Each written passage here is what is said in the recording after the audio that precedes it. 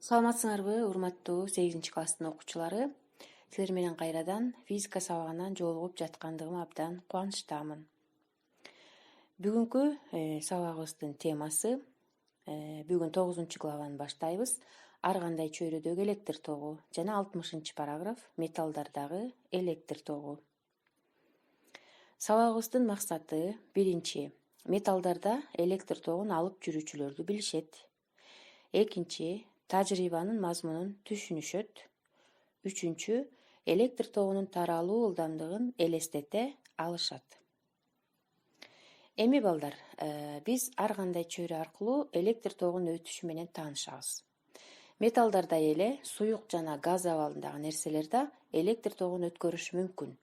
Ошол нерселерде токту алып жүрүүчүлөр кайсы бөлүкчүлөр болоорун бүгүн карап чыгалы. Электр тогун эң жакшы өткөргүчтөр болуп металлдар эсептелет.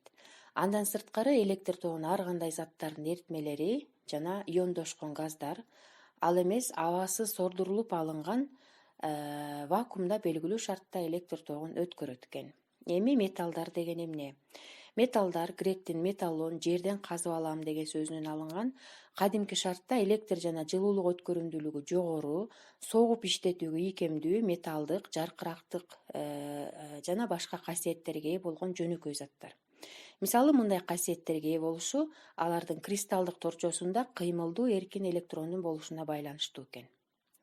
Эми электр тогу деген эмне эле? Биз мурунку сабактардан билебиз. Электр тогу деген бул зарядталган бөлүкчөлөрдүн иреттелген жана багытталган кыймылы болчу. Демек, балдар, силер сүрөттөн көрүп турасыңар, өткөргүчтүн ичинде зарядталган жана иреттелген бирдей багыттагы бөлүкчөлөрдү ток деп айтат экенбиз.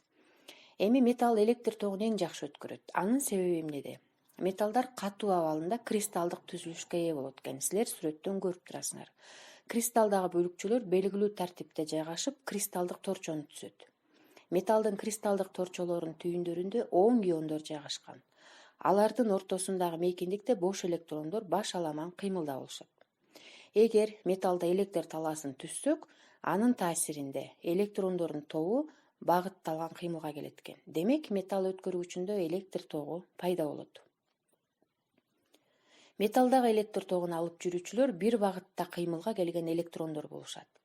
Бул белгилүү окумуштуулар Мандельштам жана Папалекси, Стюарт жана Толмендин тажрыйбаларында эксперимент жүзүндө далилденген экен. Эми бул окумуштуулар 20-кылымдын башында жашап өтүшкөн. Эми ушул тажрыйбанын схемасы силер көрүп тургандай сүрөттө тартылган. Анда чыгырыкка же болбосо катушкага оролгон зымдардын эки учу чыгырыктын жогору жана төмөн жагына орнотулган эки дискага бириктирилген. Дискаларга жылмышып туруучу тиймектер коюлуп, алардын учтары өткөргүч аркылуу гальванометрге кошулган. Демек, гальванометр деген эмне курал экенин билебиз. Ал өткөргүчтөгү токтун бар же жок экенин бизге көрсөтүп берет экен.